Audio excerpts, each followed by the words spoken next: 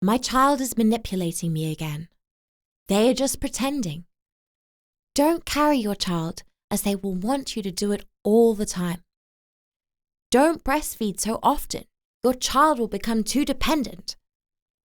How many times do you hear such sentences from parents, grandparents, or wise aunts? Are our children really capable of cold calculating and forcing their needs on us in an intentional, manipulative way?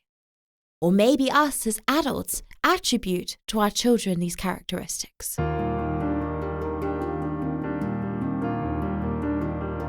Hi, my name is Sophie, and you're watching Practical Parenting, a YouTube channel established to inspire you to become a better parent by promoting intimacy parenting and a non-violent upbringing. Once a week, you'll find an animation on an interesting educational topic. If you are interested in these matters, subscribe to our channel. Today, we will touch on an important topic, especially important among parents who have children around the age 3 to 6. Are children little manipulators? Pressure to control the parent like a computer hacker? Or like a trainer teaching a parent Pavlov's reflexes? On the surface, many things indicate that children are manipulative and do these things on purpose. When we enter the phrase, "My child is manipulating me by crying," in the search engine, we will receive a number of contradictory information. Seemingly a few more or less reliable articles. But what is happening on the forums and in the comments? It is generally lacking in truth and research. My favourite slogans are, "Do not pay attention to the child," through to "Be consistent and don't let go." We are trying to divert the child's attention, although we are in fact ignoring them. So let's take this example for a simple logical analysis. The child tells us that they need something, that they lack something or have something in excess. The child is not crying for no reason. There is always a reason why they sound the alarm. Initially, the parent does not often understand the child's primitive messages. The role of a good caregiver is to check all the possible options to figure out what the child is up to. What is the need at the heart of the crying, screaming, or need of some form of attention? And we get to the most important point. The parent should clearly distinguish the child's intentions from the adult's intentions. This is the area where the greatest misunderstanding lies.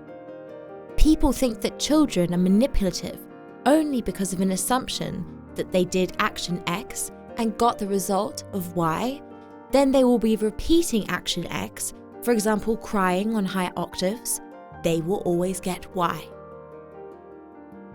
For many years of media successes representing these kind of behavioural psychology, it was thought that this form of behaviour worked to get the Y result. In the popular experiment with the Skinner's pigeons, the birds learned superstition that if they do X, they will receive Y. This trend was later transferred to the observation of people and little children. Following this rather primitive trail in which the child's existential needs was recognised and somewhat equalised like those of the pigeon or rats, the child would cry over and over again in the X way. Then they would have unlimited access to Y. Unfortunately, the longer the behavioural domains are studied, not only is it not possible to repeat the results of experiments from laboratories in a real environment, more often than not these results begin to resemble or even not differ from training, and training based on the worst violent practices. What happens seemingly, according to the myth of manipulative children? What children would do with a parent, parents would often do with their children. The essence of such training, based on ignoring or waiting out the child's crying for fear, is that they will become accustomed to the ritual. The idea is to give the child a very negative signal that not only communicates to the child that they are not listened to, but that their guardian forces them to change their behavior. Their growing brain is not ready, and this can result in them perceiving the situation in different ways, which could also code it to the worst trauma. It is the parent who trains the child in such a way that influences their mind like a hacker on a computer, controls it, tries to manipulate it. So we can confidently speak of manipulative parents, never of manipulative children. A child is incapable of such social engineering. Of course, following the dictionary definition of manipulation, the child can try to modify our behavior by crying, screaming, and beating with these three arguments. But it does not completely fulfill this definition, because the child does not do it consciously and thoughtfully. Still, let's take a look at the intention behind this action. The child has a very simple intention. Help me. Take care of me. I need something. The parent who is tempted to ignore and call the child a manipulator has a completely different interpretation. I do not want to. I do not want to. I am afraid that I will be used. You have to do what I want, not what you do. They do it consciously. They try to bend the child's behavior to their own will. These intentions are not pure anymore. So what is the underlying issue? Need. When a child cries, screams, hits, it means that he or she needs something. They are not satisfied at that moment, which they are trying to communicate to us. Us, as guardians, know our child best and should be able to lead them to understand themselves, not the other way around. A young child is incapable of controlling their emotions, let alone naming them. It's our job to make it easier for them, not to control these emotions like a trainer with a whip. So let's get out of this topic of behavioral training and move on to something called the theory of attachment. Let's take a look at the theory developed by the British physician and psychoanalyst John Bowlby. The attachment theory is one of many basic concepts in psychology, which allows us to understand how a child functions in relation to their parents and how these relationships shape their behavior. Each of us have a certain predisposition to bond with others. Directly related to this are the so-called attachment behaviors. For example, a set of behaviors which allow the child to maintain physical and emotional closeness with the caregiver. In the early stages of a child's life, the behaviors are mainly crying, calling, smiling, and making eye contact. These behaviors are closely related to our evolution and allow the child to survive. Children use these behaviors to be close to their parents, increase their comfort, and meet their needs. A baby crying is a signal, only a signal, nothing more. During the process of building relationships and bonds, the so-called working models, for example, the collection of information which the child collects about themselves and their parents or guardians is based on mutual interactions, which also play a very important role. For example, if the child cries and is met with the understanding and interest of the guardian, they receive a clear signal. My guardian is sensitive. My needs matter. If the parent is indifferent, waiting for the child to cry, it is a clear signal to the child that their needs are not important to anyone. After some time, the child stops crying, and the parent can say with satisfaction that they have achieved their goal. The child, however, simply gives up, seeing no point in further attempts, to seek help from the parent. These models are shaped more or less up to the age of 3. Then they undergo only minor changes. Of course, in the parent-child relationship, a certain amount of mutual regulation and understanding is needed. The child is just learning what the correct relationship with the guardian should look like, so they need to watch how they are treated by them. Therefore, we will not be surprised when, while ignoring the child's needs, we also experience ignoring our own needs. We taught them ourselves. Unfortunately, we give our child a great deal of credit for knowledge they do not have. We often treat them as too conscious or more mature than they are. We must remember that our children learn how life works in gradual time and from us, their parents. We are responsible for how they perceive reality and human relationships.